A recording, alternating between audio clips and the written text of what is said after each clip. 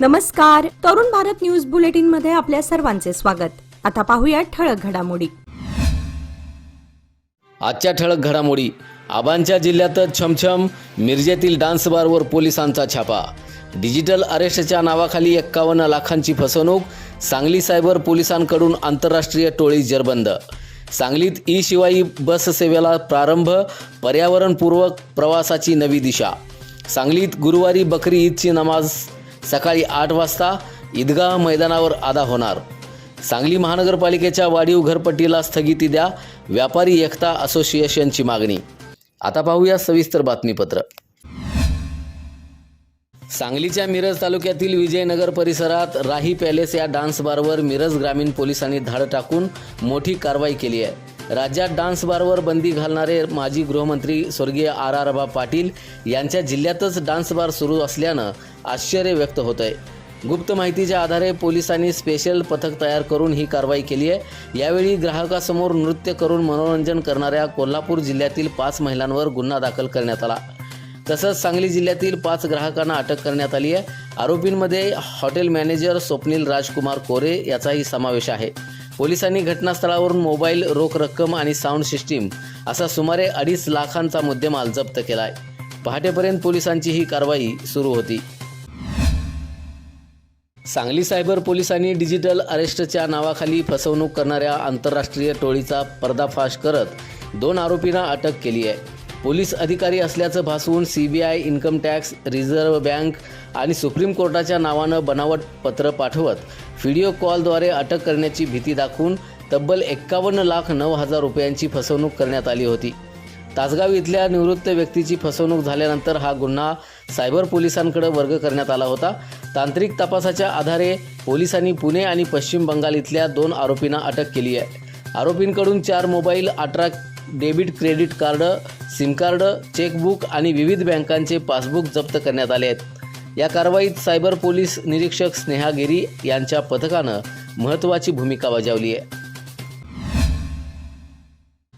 सांगली जिल्ह्यात सार्वजनिक वाहतुकीत आधुनिकतेची भर घालत महाराष्ट्र राज्य मार्ग परिवहन महामंडळाच्या सांगली विभागात ई शिवाई इलेक्ट्रिक बसेसचा मंगळवारी शुभारंभ करण्यात आला. सांगली ST स्थानकात या नव्या बसचे अधिकारी, कर्मचारी आणि प्रवाशांनी उत्साहात स्वागत केले. सकाळी 9 वाजता पहिली ई शिवाई बस सांगली ते सातारा मार्गावर रवाना करण्यात आली. नियंत्रण अभियंता सुकन्या साठे यांच्या हस्ते या बसेसचं उद्घाटन झालं. यावेळी परिवहन विभागातील अधिकारी आणि कर्मचारी मोठ्या संख्येनं उपस्थित होते. ई शिवाई बसमुळे प्रवाशांना सुरक्षित, शांत आणि प्रदूषणमुक्त प्रवासाचा अनुभव मिळणार असल्याचं सुकन्या साठे यांनी सांगितलं. सांगली विभागासाठी मिळालेल्या या 4 इलेक्ट्रिक बसेस टप्प्याटप्प्यानं विविध मार्गांवर सुरू होणार असून आधुनिक सुविधांनी सज्ज या बसेसचे प्रवाशांकडूनही स्वागत करण्यात आलंय. सांगली शहरासह परिसरातील मुस्लिम बांधवांची बकरी ईदची नमाज गुरुवार दिनांक 28 मे रोजी सकाळी 8 वाजता ईदगाह मैदानावर होणार असल्याची माहिती दी मुस्लिम जमियत ईदगाह कमिटीचे अध्यक्ष मुन्ना कुर्णे यांनी दिली आहे. सर्व मुस्लिम बांधवांनी वेळेवर उपस्थित राहून नमाज अदा करावी असं आवाहनही करण्यात आलंय. नमाजसाठी ईदगाह मैदानावर खास व्यवस्था करण्यात आली असून बसण्यासाठी रेषा आखण्यात आल्या आहेत. त्यामुळे सर्वांनी ठरवून दिलेल्या ठिकाणीच बसावं आणि शिस्त पाळावी असंही कमिटीच्या वतीनं सांगण्यात आलंय.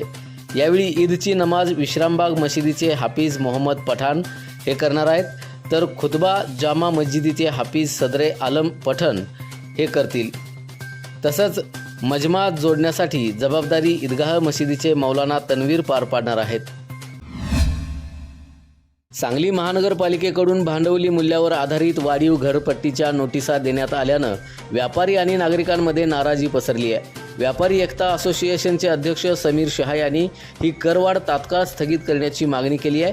वाढती महागाई, इंधन दरवाढ आणि बेरोजगारीमुळे नागरिक आधीच आर्थिक संकटात सापडले आहेत. अशा परिस्थितीत दुप्पट तिप्पट घरपट्टी लादणं अन्यायकारक असल्याचं त्यांनी म्हटलंय. शहरात मूलभूत सुविधा नसताना करवाढ लादली जात असल्याचा आरोपही संघटनेनं केलाय. नागरिक आणि व्यापाऱ्यांना विश्वासात न घेता प्रशासन जबरदस्तीनं वसुली करत असल्याची टीकाही यावेळी करण्यात आली आहे. लोकप्रतिनिधींनी तातडीनं हस्तक्षेप करून करवाढ स्थगित करावी, अन्यथा व्यापक आंदोलन आणि बहिष्काराचा इशारा व्यापारी एकता असोसिएशननं दिलाय. याचबरोबर आजचे बातमीपत्र इथे संपले.